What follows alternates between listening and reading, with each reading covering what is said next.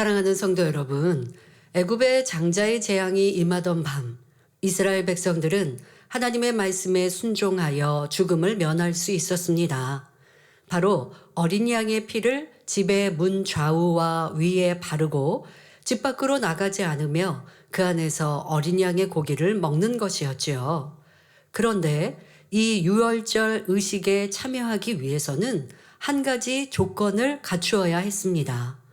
출애굽기 12장 43절 44절에 여호와께서 모세와 아론에게 이르시되 유월절 규례가 이러하니라. 이방 사람은 먹지 못할 것이나 각 사람이 돈으로 산 종은 할례를 받은 후에 먹을 것이며 했고, 자, 이방 사람이 먹지 못하는 이유는 할례를 받지 않았기 때문에. 그런데 이방인도 할례를 받으면 유월절 의식에 참여할 수 있다 하신 거고요.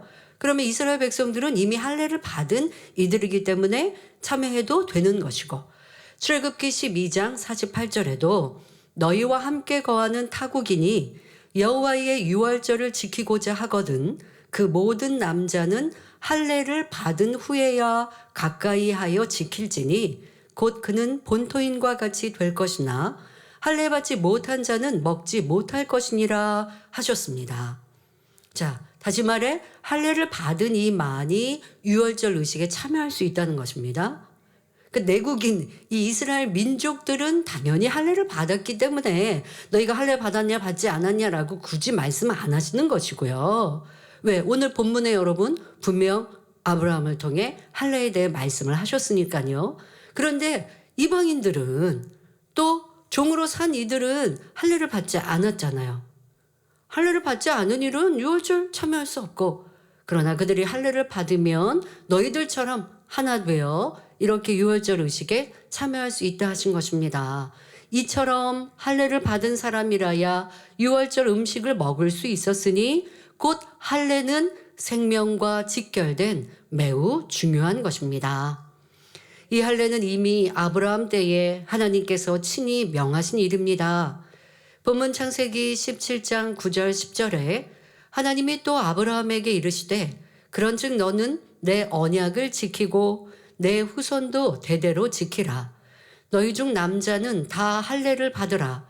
이것이 나와 너희와 너희 후손 사이에 지킬 내 언약이니라 하시며 이스라엘과 하나님과의 관계를 이루는 최소한의 순종의 행위로 할례를 명하셨습니다. 이 시간은 할례에 대해 살펴보며 이 말씀이 우리에게 어떻게 적용되는지 영적인 의미를 설명하겠습니다. 말씀을 통해 영적인 할례를 힘써 이루심으로 구원의 은총은 물론 하나님의 자녀로서의 권세를 받아 누릴 수 있는 성도님들이 되시길 기원합니다. 자, 우리가 지난 몇 주를 통하여서는 열재앙의 마무리에서 열재앙 10번째 재앙에서 살아남기 위해서 유월절 의식을 행하게 하셨어요. 그리고 그것은 이스라엘의 백성들에게만 국한된 것이 아니라 지금 우리에게도 구원의 길임을 말씀드렸죠. 자, 그런데 이 구원의 길에 들어서고 또 유지되기 위해서 이 할례라는 것이 있어야 한다라는 것을 전제로 꼭 기억하시고, 해도 되고 안 해도 되는 것이 아니라 하나님은 이것은 너와 내가 바로 이스라엘 백성이 하나님께 속한 민족임을 증명하듯 이러한 행위를 하게 하셨단 말이에요. 이것은 우리에게 어떻게 적용해야 하는지 깨달으시길 바랍니다. 사랑하는 성도 여러분, 할례란 하나님을 믿는 이스라엘 백성 중 남자아이가 태어난 지 8일이 되면 성기 끝에 표피, 즉 겉가죽을 잘라내는 의식으로서 오늘날의 포경 수술과 같습니다. 그러면 왜 태어난 지 8일 만에 할례를 받으라고 하신 것일까요? 태아는 엄마 뱃속에 약 10개월 동안 있다가 출생하면 모든 환경이 달라지므로 적응하기가 쉽지 않습니다. 세포들이 가장 여린 상태로 있다가 7일이 지나게 되면 환경에 익숙해지기는 하지만 아직 동작을 시작하지 않은 상태라고 합니다. 이때 할례를 행하여 표피를 베어내면 통증이 크지 않고 상처가 빨리 아물지만 성인이 된 후에는 그만큼 고통이 따릅니다. 그래서 하나님께서는 태어난 지 8일 만에 남자의 성기 끝에 할례를 행하여 위생과 발육에 도움을 주며 언약의 표징을 삼으신 것입니다. 이 할례가 얼마나 중요한지를 보여주는 장면이 성경에 나옵니다. 출애굽기 4장에 보면 하나님께 부르심을 받은 모세가 가족들과 함께 미디안을 떠나 애굽으로 향할 때 하나님께서 할례 받지 않은 모세를 죽이려 하신 장면이 나옵니다. 아니, 그 앞서서는 하나님께서 지금 이 미디안 땅에 정착하고 살고 있는 모세를 부르셨단 말이에요. 모세는 저는 부족한 자입니다. 저는 그렇게 위대한 일을 할 수 없습니다. 라고 할 때 하나님은 표적을 보이시면서 모세를 다시 애굽 땅에 보내시고 그로 인하여 이스라엘 백성들을 출애굽시킬 이런 영도자로 지도자로 세우셨습니다. 그런데 그렇게 부르시고 그 길에 따라 순종하여 행하고 있는 모세에게 나타나시며 그를 죽이려 하는 장면이 나옵니다. 출애굽기 4장 24절부터 26절에 여호와께서 길의 숙소에서 모세를 만나사 그를 죽이려 하시는지라. 시보라가 차도를 취하여, 시보라는 아내입니다. 그 아들의 양피를 베어, 그 아들의 양피는 지금 이미 미디안 땅에서 얻은 아들, 그러니까 모세에게가 아니라 지금 남편에게는 감히 그렇게 할 수 없고요. 지금 아들에게 양피를 베어 모세의 발 앞에 던지며, 그러면 이때 아들만 할례한 게 아니라 그 지금 어머니는, 그러니까 모세의 아내 시보라는 아들들에게 할례를 행한 것이고요. 모세는 모세가 할례를 하는 것이죠. 모세의 발 앞에 던지며 가로되 당신은 참으로 내게 피 남편이로다 하니 여호와께서 모세를 놓으시니라. 그때에 시보라가 피 남편이라 함은 할례를 인함이었더라 기록되어 있습니다. 아들들은 어머니의 손에 의해 하면 되고, 그리고 모세는 스스로 할례를 행했던 것이 이 성경을 통해 알 수 있습니다. 자, 그러면 하나님께서 왜 모세를 죽이려 하셨을까요? 말씀드린 것처럼 할례를 행하지 않았기에 할례를 행하게 하시는 것이죠. 모세는 이스라엘이 애굽에서 종살이 하던 때 태어났습니다. 애굽이 이스라엘 민족을 말살하기 위해 남자아이가 태어나면 죽이도록 했는데 이때 태어난 것이죠. 모세의 부모는 아이를 죽이지 않고 숨겨 키웠지요. 그러니까 아이를 낳았는데 아들이면 죽여야 하는데 지금 죽이지 않고 잠시 숨겨 키웠습니다. 하지만 그런데 여러분, 이렇게 지금 숨겨서 키우고 있는 이 위험한 상황에서 아이에게 어떻게 할례를 할 수 있겠습니까? 그러니 그 갓난아기 때에 또 이스라엘에서 규례와 같이 내려오는 남자아이가 태어나면 8일 만에 할례하라 하신 그 의식을 하지 못한 것이죠. 할례하다 아이가 더 크게 울어버리면 어찌합니까? 그러니 이 위험한 상황에서 할례를 거행하지 못했습니다. 자, 그렇게 석 달을 몰래 키우다가 더 이상 숨길 수 없으니 갈대로 엮은 상자에 아이를 넣고 하숫가에 두었는데 하나님의 섭리 가운데 애굽 공주의 눈에 띄어 양자의 신분으로 왕궁에서 자랐습니다. 그러니 또 할례를 하지 못하였지요. 애굽의 왕자로 살던 모세는 어느 날 자신의 동족 히브리 사람을 괴롭히던 애굽 사람을 죽였고 미디안으로 도망하여 제사장의 딸과 결혼 후 양떼를 치는 목자로 40년을 보냈습니다. 그러다 이스라엘 백성들을 출애굽시키고 인도하도록 하나님의 부르심을 받습니다. 그런데 모세가 출애굽의 지도자로 부름을 받았다 해도 아직 할례를 받지 않은 상태였기에 하나님의 사자가 그를 죽이고자 했던 것입니다. 자, 이때 죽이고자 나타나셨지만 죽이려고 작정하신 게 아니라 지금 깨우침을 주신 것이죠. 이미 성인이 되고 어른이 되고 내 자녀까지 낳아버린 이 모세가 할례에 대해 의식하고 있지 못하잖아요. 안 하려고 안 한 것은 아니지만 안 하고 이미 성인이 되고 또 이스라엘 민족을 떠나 있는 이 상황에서도 할례라고 하는 의식은 그냥 깜깜하게 잊어버리고 있는 상황. 그런데 지금 이스라엘 백성들에게 하나님의 뜻을 전하여야 하고 그 이스라엘 백성들 앞에도 영육간의 모든 것이 온전해야 하잖아요.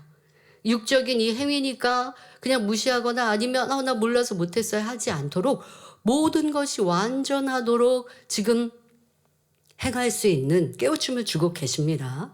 그리고 바로 순종하여 행합니다. 이렇게 할례는 생명과 직결된 것이요. 만일 할례를 받지 않으면 하나님과 상관이 없다는 사실입니다. 그럼 이렇게 중요한 할례는 우리에게 어떻게 적용해야 할까요? 이스라엘 백성들에게 하신 말씀이니 우리와는 상관없는 것일까요? 아니면 남성도님들도 육의 몸에 할례를 하면 구원에 이르는 표징이 되는 것일까요? 그것은 아닙니다. 히브리서 10장 1절에 율법은 장차 오는 좋은 일의 그림자요 참 형상이 아니므로 하셨는데, 여기서 율법은 구약이며 장차 오는 것은 신약, 즉 예수 그리스도를 통한 복된 소식을 말합니다. 그러므로 구약 시대의 육적인 행위로 구원에 이르렀던 할례와는 달리 영적인 할례, 곧 마음의 할례를 해야 합니다. 지금 구약은 성령 시대가 아니기 때문에 마음 안에 죄가 있어도 죄를 행위로 나타나지 아니하면, 그러니까 마음 안에 죄성이 있어도, 죄성이 마음에 있어도 행위로 나타내지 않으면 죄라 하지 않으시는 때, 이게 구약 시대예요. 행위적인 때, 행위적인 신앙.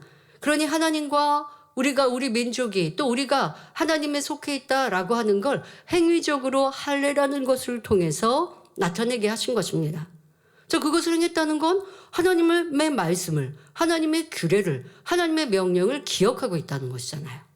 부모가 기억하여 자녀에게 행했고, 그리고 그 부모 안에 있는 자녀는 부모의 가르침에 따라 율법대로 사는 것이 더 수월할 것이고, 그래서 이런 행위적인 것이라 할지라도 명하시고 기억하여 행함으로 하나님께 속하는 기본적인 순종으로 보신 것입니다. 하지만 신약시대는 어떠합니까? 마음 안에 죄성이 있으면 그것은 죄로 인정을 받습니다. 왜? 우리 안에 성령이 계시고 그 성령 받은 이들은 마음까지도 정결케 하는, 그 성령님은 그런 역할을 해주시거든요. 그런데 내가 순종하지 않아서 마음의 할례를 하지 않는다? 그러면 이제 구원에도 문제가 생기는 것이요. 또 행위적으로 죄를 이루지 않고 마음에만, 나는 마음에만 저 사람을 원수같이 여기고 미워하고 육신의 생각으로만 저 사람이 잘못됐으면 좋겠어. 이거는 그냥 미움보다도 굉장히 크지 않습니까?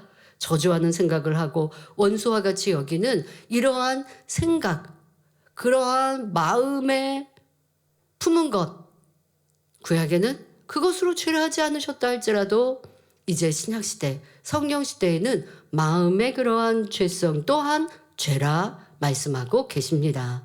자, 그러면 이 할례는 또 어떻게 적용되는지 골로새서 2장 11절에 또 그 안에서 너희가 손으로 하지 아니한 할례를 받았으니 곧 육적 몸을 벗는 것이요 그리스도의 할례니라 말씀하십니다.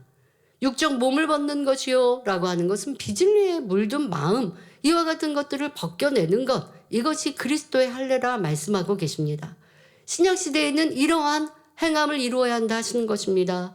로마서 2장 28절 29절에 대저 표면적 유대인이 유대인이 아니요 표면적 육신의 할례가 아니라 오직 이면적 유대인이 유대인이며 할례는 마음에 할지니 신령에 있고 의문에 있지 아니한 것이라 그 칭찬이 사람에게서가 아니요 다만 하나님에게서니라 하셨습니다. 바로 육신의 할례는 하나의 그림자요 신약시대에 와서는 실체로서 마음의 할례를 받아야 구원받을 수 있다는 의미입니다. 구약시대에는 성령을 받지 못했으므로 마음의 비진리를 벗어버리기가 어렵기에 육신의 할례를 통하여 하나님께 속하였음을 나타내었습니다.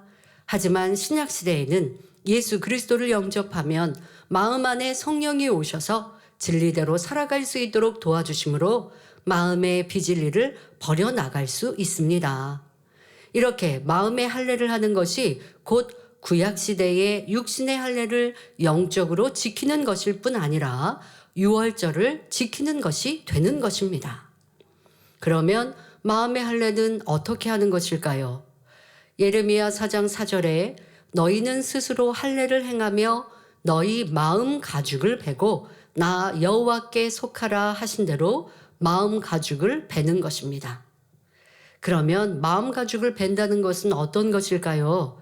하나님의 말씀에 무엇을 하라, 하지 말라, 버리라, 지키라 하신 것을 그대로 순종하여 지켜 행하는 것입니다. 미워하지 말라, 판단 정죄하지 말라, 도적질하지 말라, 간음하지 말라 등 하지 말라 하신 것은 하지 않습니다. 악은 모든 모양이라도 버리라, 안식일을 지키라, 계명을 지키라 등 버리라 하신 것은 버리고 지키라 하신 것은 지키는 것이지요. 또한 전도하라, 기도하라, 용서하라, 사랑하라 등 하라 하신 것을 행해 나감으로 하나님의 말씀에 어긋나는 모든 비진리, 악, 불의, 불법, 어두움을 몰아내고 마음을 깨끗하게 하여 진리로 채워 나가는 것을 말합니다. 여러분, 구약은 그림자고 신약의 본체이니까 그림자를 무시해도 된다고요? 아닙니다. 그 그림자는 왜 있습니까? 실체가 있기 때문에 그림자가 있는 거예요. 이것이 하나가 될 때 온전한 것입니다. 그럼 마음의 할례를 행하니까 행위적인 거는 무시하나요? 아닙니다.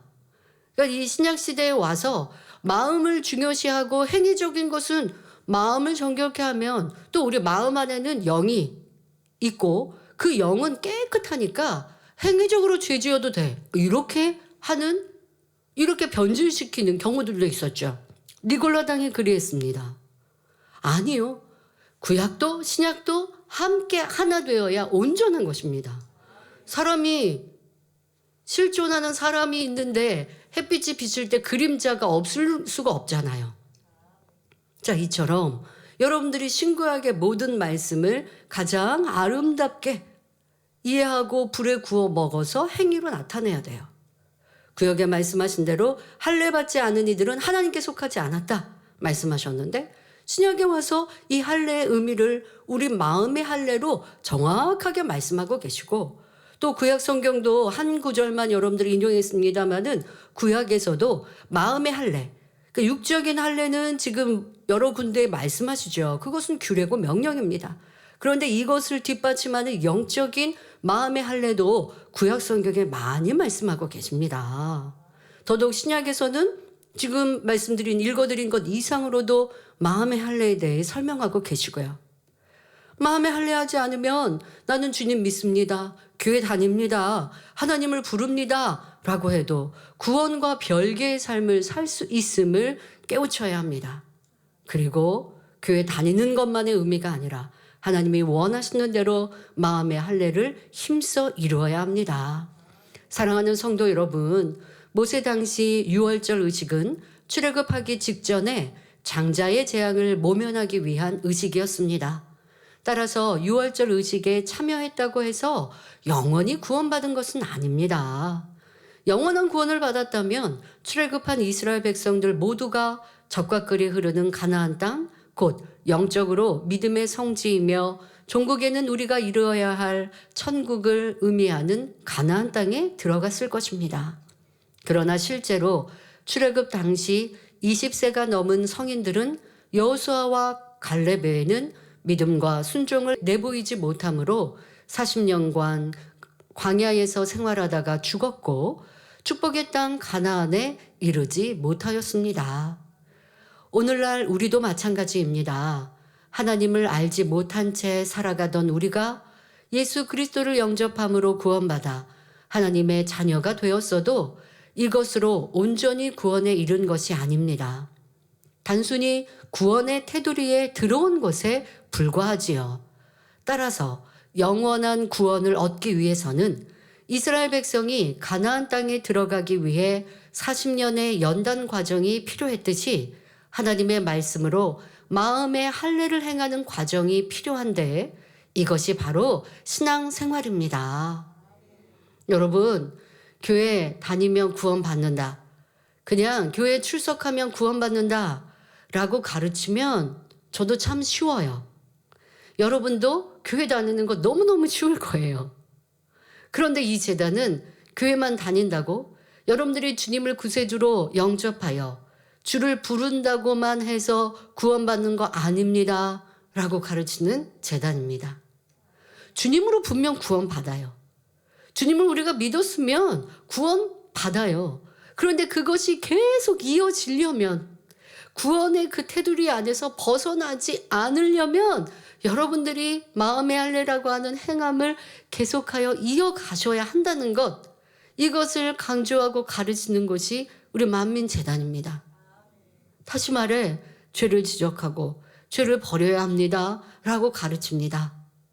그러니 죄 가운데 거하지 않기 위해 여러분들의 삶 속에 지켜야 할 것들도 많고, 또 이미 가지고 있는 내 마음에 있는 죄를 발견하고 그것을 버려가야 되는 수고도 굉장히 큽니다. 일주일 동안 내가 세상에 살면서 죄도 짓고 내 마음대로 살고 내 뜻대로 살았어요. 교회 나와서 말씀 들으면 대예배도 저녁 예배도 제목도 다른데 매번 다 내 마음에 찔림이 되는, 일주일 동안 내가 살면서 잘못 행했던 거 이거 자꾸 지적하시는 말씀을 듣습니다. 이 주일날만 오면 가시방석에 앉은 듯 가끔 그런 경우 있어요. 아, 지금 교회 오면 편하게 그냥 예배하고 편하게 찬양하고 편하다는 건 지적받지 않고, 아, 그랬으면 좋겠는데 이것도 잘못됐다 저것도 잘못됐다 이렇게 하면 안 된다, 이런 말씀을 들으니까 이거 좀 가시방석도 아니고. 자, 여러분들이 그런 생각이 드실 때 있습니까? 그런데요, 그건 여러분 축복입니다. 왜요? 진정한 구원의 길로 인도하는 거예요. 어렵고 힘들어도 가야 하는 구원의 길이지, 내 마음대로 내가 편한 대로 신앙생활하면 구원받는다 하지 않으시죠. 예수님께서도 좁은 길 가라, 좁은 문을 여러분을 향해 가는 거예요. 넓고 쉬운 길 가다가 구원에서 떠나면 영원토록 사망이고 멸망인데요. 또 아무리 구원받는다 해도 영원토록 사는 천국에서 더 아름다운 천국 처소에 이르지 못하고 내 집도 없고 그냥 구원받은 이들이 함께 모여서 보내는 낙원에만 이르는 것과 주를 위해 생명 다해 충성하고 죄를 버리고 악을 버리며 살아가서 더 아름다운 천국에 이르는 것은 천국의 그 영광이 달라요. 여러분들이 때로는 주일날이면 찔림도 받는 것 같고, 아, 이렇게 신앙생활은 참 편하게 쉽게 살고 싶은데 라고 생각되지만 떠나지 않고 이 말씀을 듣고 말씀을 들으며 경계받고, 그리고 여러분들이 변화되어져 가고 조금씩인 것 같아도 변화되어져 가고, 그래서 결국 아름다운 열매로 나오시면요, 천국 가서 저한테 많이 고마워하실걸요. 이게 생명길이니까요. 이게 올바른 신앙생활입니다. 주일날 교회만 왔다 간다고 해서 구원받는 신앙생활이 아니라 여러분 삶 전체가 이 마음의 할례에 집중하고 하나님 주님과 함께하는 삶을 살아야 더 아름다운 천국에 들어갈 수 있다는 것입니다. 우리가 예수 그리스도를 구세주로 영접하면 성령을 받게 되는데, 성령을 받았다고 해서 마음이 온전히 깨끗해지는 것이 아닙니다. 구원에 이르기 위한 마음의 할례를 계속해 나가야 하지요. 성도들 중에는요, 뜨겁게 주님을 체험하고 성령 체험한 분들, 그래서 천국이 있음도 온전히 믿어졌고, 하나님이 나를 사랑하셔서 독생자 아들 예수님을 이 땅에 보내주셨고, 예수님은 죄인된 나 때문에 그 십자가의 모진 고난 고초를 당하셨으니 내가 주님을 너무너무 사랑한다 라는 마음으로 뜨겁게 신앙생활을 시작한 이러한 성도님들도 있습니다. 자, 그런 분들은 죄를 버리고 싶어져요. 내 안에 성령님은 우리 안에 죄를 경계케 하시거든요. 또 말씀을 들으면서 죄에 대해서 알게 되어지니, 아, 내가 예전에 이렇게 미워했던 거, 판단했던 거, 또 내가 더럽고 추한 것을 보고 취하고 먹고 마셨던 거, 내가 쾌락적으로 살았던 거, 이거 죄구나, 이거 하지 말아야지 라고 생각합니다. 성령을 뜨겁게 받고요, 교회 안에서 다짐하면요, 그렇게 될 수 있을 것 같아요. 할 수 있을 것 같아요. 그런데 웬일입니까? 주일을 지나 월요일날 직장을 갔습니다. 학교를 갔습니다. 세상 이제 직장 동료, 세상 친구들을 만납니다. 그랬더니 그들은 여전히 세상을 취하잖아요. 죄악 가운데 살잖아요. 죄가 죄인 줄 모르고 판단, 정죄, 미움, 짜증, 혈기 이렇게 행합니다. 거짓말. 난 주일에서 그거 안 하려고 마음에 다짐했어요. 그리고 할 수 있는 마음 다짐이 됐거든요. 그런데 월요일 날 세상에 나갔는데 여전히 죄를 짓고 있는 내 자신을 보면요, 당황하는 거예요. 왜? 내 안에 주님이 계시고 내가 성령의 충만함을 입어서 내가 이제 그 죄를 회개했고, 내가 지난날에 지은 죄를 회개했고, 그럼 우리가 말하잖아요. 주님을 믿고 성령이 임하시면 과거의 죄, 현재의 죄, 어떤 경우는 미래의 죄까지 사함받는다? 라고 말한단 말이에요. 나 죄 사함 받았으니까 이제 죄를 안 지을 수 있겠지라고 초신자 때는 생각하거든요. 그런데 이게 웬일입니까? 여전히 나는 죄를 짓고 있어요. 왜요? 주님을 영접했으면 행함으로 지었던 과거의 죄 용서받아 구원받습니다. 그러나 내 안에 있는 뿌리와 같은 죄성은 여전히 남아있어요. 그러니까 뿌리로 남아있는 죄성이 있다고 해서 구원 못 받는 게 아니거든요. 그 죄성이 있어도 구원은 받아요. 그러니까 행함으로 나타낸 내 죄에 대해 철저히 회개했다면 용서를 받았어요. 그러니 구원받아요. 그러나 내 마음에는 여전히 죄성이 있어요. 이 죄성, 이 뿌리를 뽑아내고 죄성을 버리는 것이 마음의 할례고 신앙생활인 거예요. 그런데 이 또한도요, 주일이면 교회 나와서 기도하면서 일주일 동안 지은 죄에 대해서 회개하고 돌이킵니다. 다음 주는 안 그럴게요. 이번 주는 안 그럴게요. 이렇게 결단하고 다짐하고 기도했어요.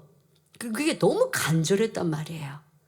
그런데 그렇게 안 돼요. 그럴 때 또 놀라죠. 나 회개했는데.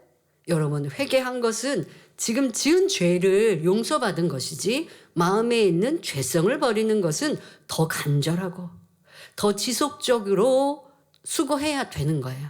그러니까 이것을 깨닫게 되면, 내가 지은 죄는 이제 회개했지만 마음에 있는 죄성을 버리려면 죄에 대한 행함, 바로 육체의 일들을 끊고, 그리고 마음에 있는 죄성을 버리기 위한 것도 꾸준히 기도하고, 또 삶에서 그런 죄를 짓지 않기 위해서 힘써 노력해야 되는구나 하는 것. 그러니까 다시 말해 마음의 할례라고 하는 것을 여러분들이 바로 알게 되죠.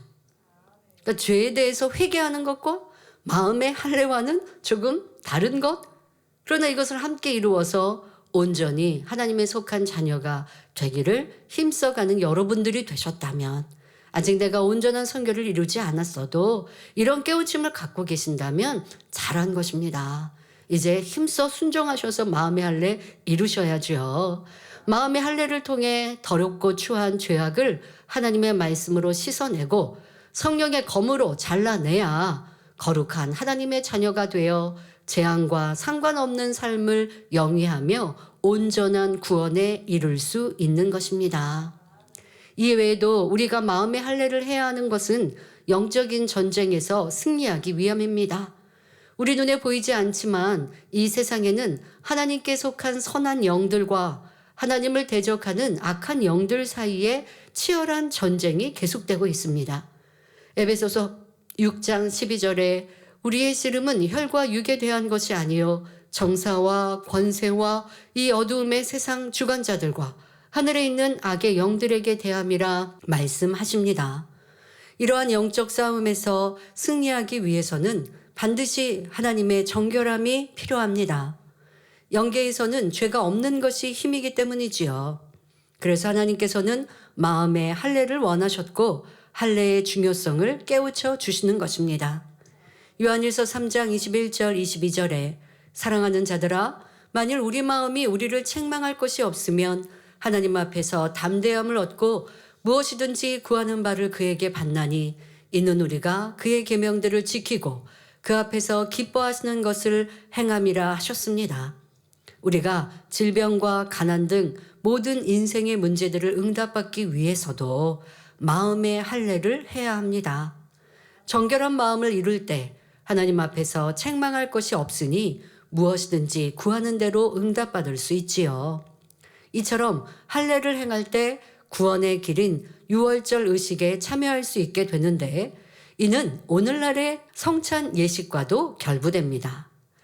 유월절이 어린 양의 고기를 먹는 것이라면 성찬 예식은 예수님의 살과 피를 의미하는 떡과 포도주를 먹고 마시는 것입니다.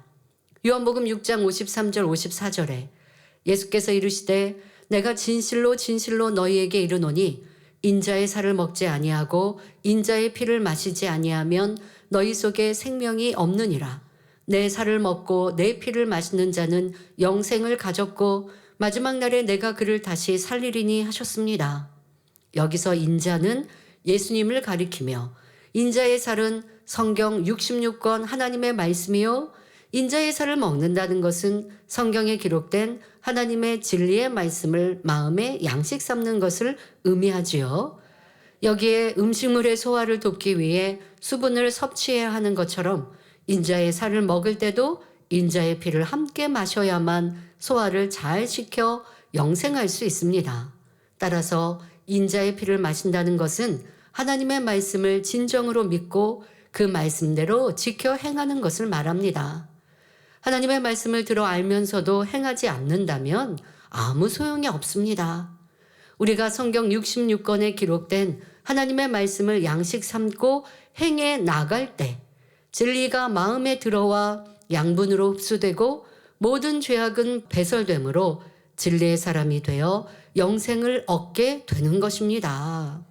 예를 들어 사랑이라는 말씀을 마음의 양식 삼아 행해 나가면 이 말씀이 양분으로 흡수되면서 반대되는 미움이나 시기 질투의 마음은 찌꺼기로 배설되고 온전한 사랑의 마음이 됩니다.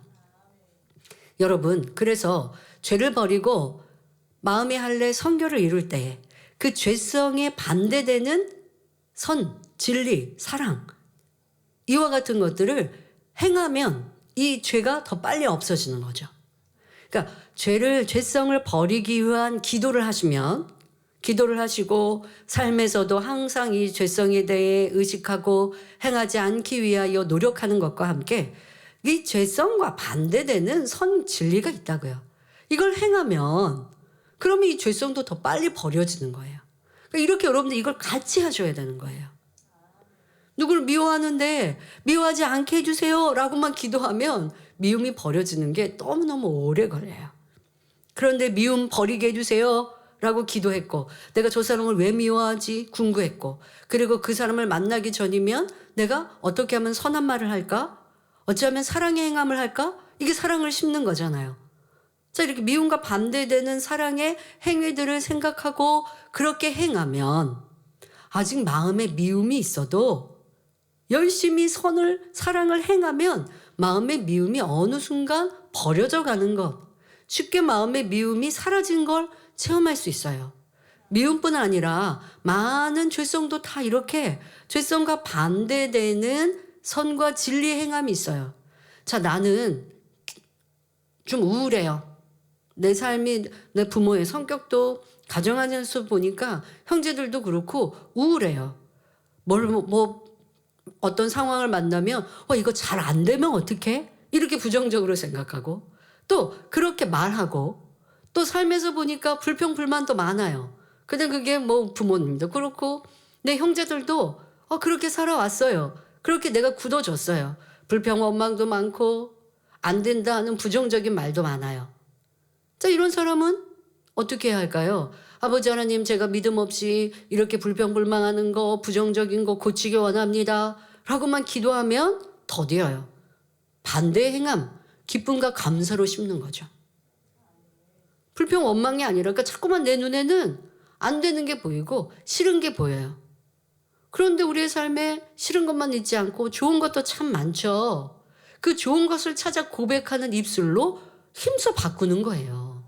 그런데 이게 말씀을 들을 때는 되는데 삶에서 그렇게 잘 안 되죠. 도리어 습관은 죄가 습관이 돼 있어요. 악의 모양이 습관이 돼 있어요. 그러니 의식하면서 선을 더 쫓아가 죄와 악과 반대되는 선과 진리를 생각하고 그것을 행해 나가는 여러분들의 수고가 있는 것이 바로 인자의 살을 먹고 피를 마시는 행함. 그러면 반대되는 죄가 쑥 하고 빠지게 되는 것입니다. 자, 또한 우리 마음 안에 화평과 의를 채워나갈 때 다툼이나 분쟁, 원망과 시비, 불의 등이 물러가게 되지요. 이와 같은 원리로 다른 모든 악을 마음에서 버리는 만큼 깨끗한 마음으로 변화되는 것입니다. 출애굽 당시 할례 받은 사람은 유월절 의식에 참여할 자격이 주어져 장자의 재앙을 면할 수 있었습니다. 마찬가지로 오늘날도 예수 그리스도를 영접하여 성령을 받으면 하나님의 자녀로 인침받은 것이니 성찬 예식에 참여할 자격이 있게 됩니다.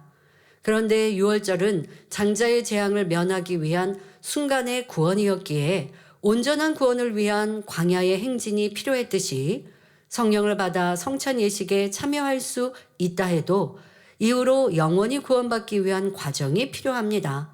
곧 예수 그리스도를 영접하여 구원의 문에 들어왔으니 계속하여 말씀에 순종하는 삶을 삶으로 영원한 구원인 천국을 행해 나아가야 하는 것입니다. 여러분들이 1년 중에 있는 연중에 있는 성찬 예식, 참여한 성찬 예식에만 또 참여하는 그런 성도님도 있습니다. 그러니까 성찬 예식이 얼마나 중요한지를 아는 거죠. 그러나 성찬 예식에 참여하는 행위를 했다 해서 구원받는 것이 아니라 그 행위와 함께 영적인 의미를 다시 한번 마음에 새겨 내 삶 속에서 인자의 살과 피를 먹고 마셔야 온전한 구원에 있는 것입니다. 자, 그런데 이 성찬 예식에 참여할 때에도 주님께서는 이러한 것들을 경계하십니다. 만일 범죄하였다면 거룩하신 주님의 살과 피를 먹고 마시는 성찬 예식에 참여할 수 없다고 하셨죠. 그러므로 자신을 돌아보아 죄를 회개하고 깨끗한 중심이 되어 성찬 예식에 참여해야 하는 것입니다.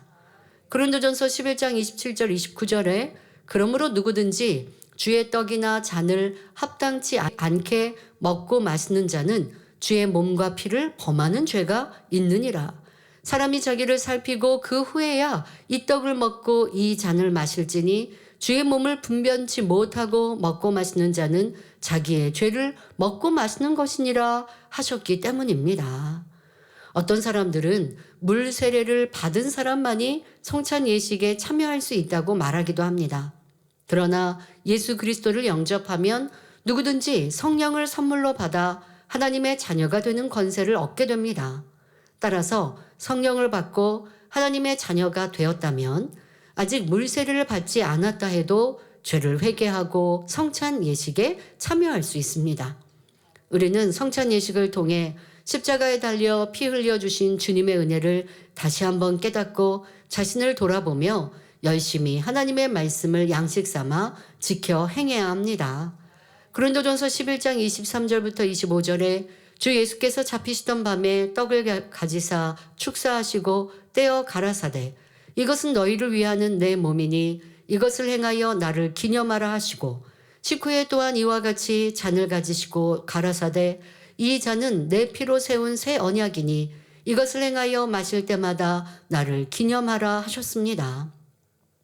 그러므로 유월절과 성찬 예식의 참 의미를 깨달아 열심히 주님의 살과 피를 먹고 마심으로 악은 모양이라도 버리고 온전히 마음의 할례를 이루는 복된 성도님들이 되시길 바랍니다.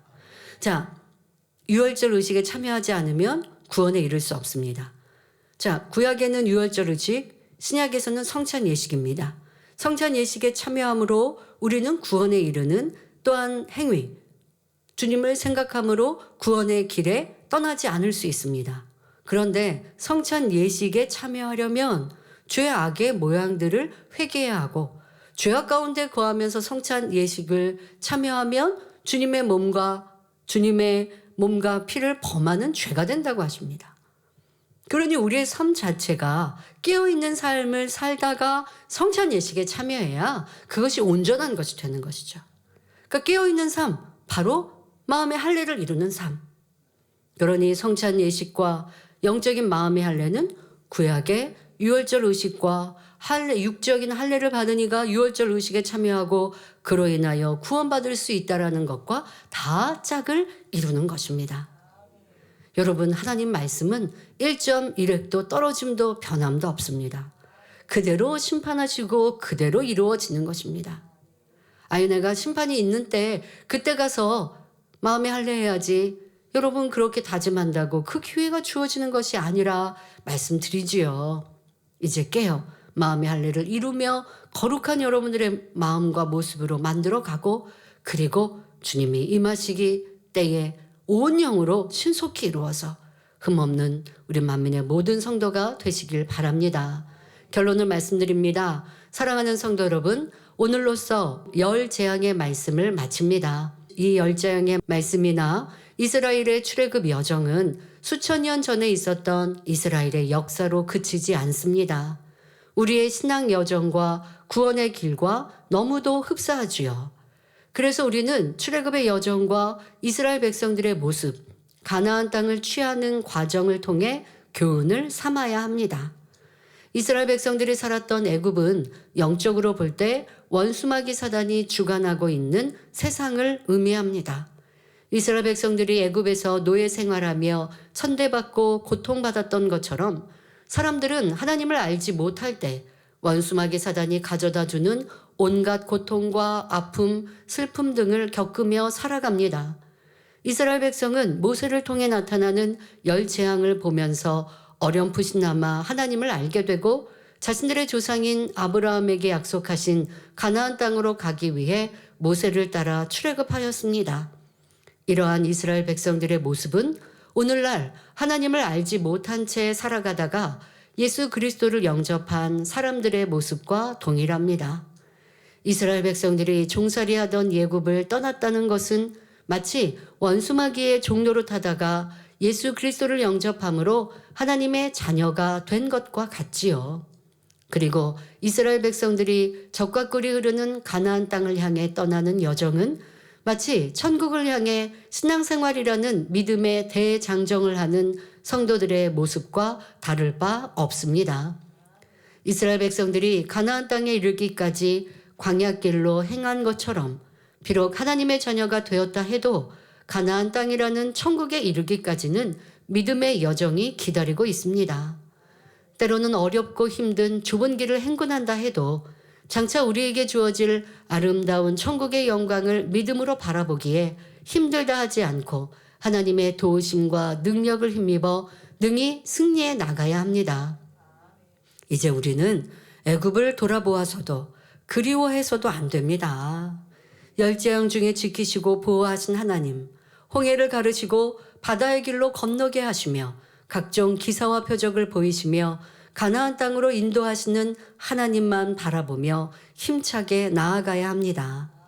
그리하여 우리의 소망 아름다운 천국에 이르러 떳떳이 주님의 품에 안기며 참 평안과 위로를 받는 성도님들이 되시길 바랍니다.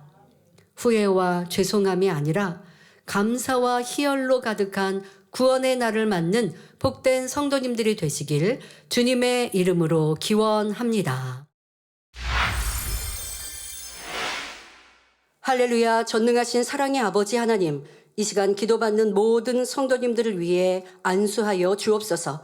전국 전 세계 하나님의 자녀들 위해 시공간을 초월하여 역사하여 주시옵소서.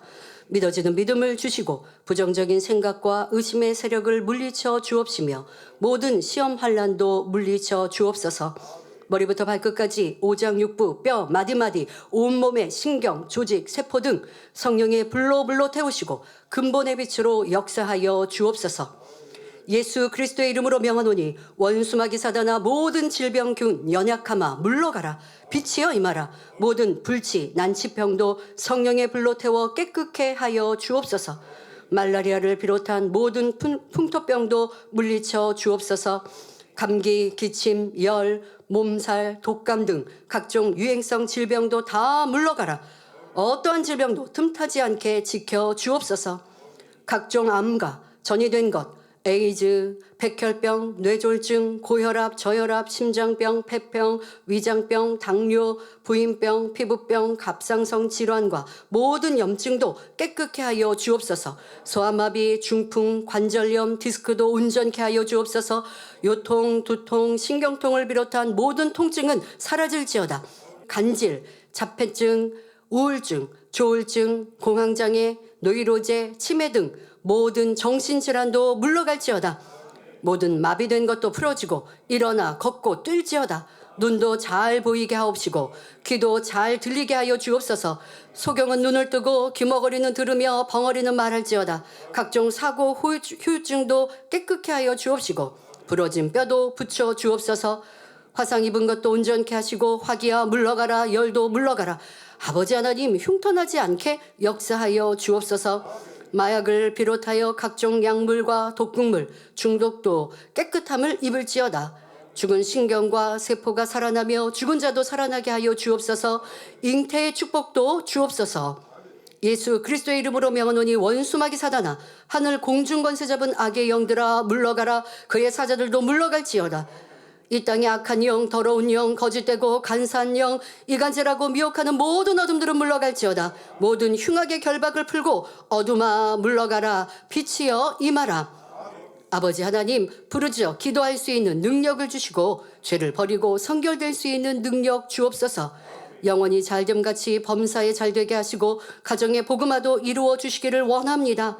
한 주간도 모든 사고와 재앙으로부터 지켜주시고 불통이 없는 형통한 삶을 살 수 있도록 축복해 주옵소서. 성령의 불담으로 천군 천사와 주님의 불꽃 같은 눈동자로 모든 하나님의 자녀들과 가정 일터 사업터를 지켜주시기를 원합니다. 학생들에게 지혜와 명철을 더하시고 공부할 수 있는 뜨거운 마음과 열정도 더하여 주옵소서. 마음과 생각을 세상에 빼앗기지 않도록 지키시고 하나님을 뜨겁게 사랑하는 학생들로 축복하여 주옵소서. 하나님의 자녀들이 먹으나 마시나 입으나 무엇을 하든지 하나님 앞에 영광 돌리는 삶이 되게 축복하여 주옵소서. 나는 하나님을 만나노라 체험했노라 응답받아노라 축복받아노라 간증하는 입술이 되게 역사하여 주옵소서. 아버지 하나님 감사합니다. 홀로 영광 받으옵소서. 우리 주 예수 그리스도의 이름으로 기도하옵나이다. 아멘.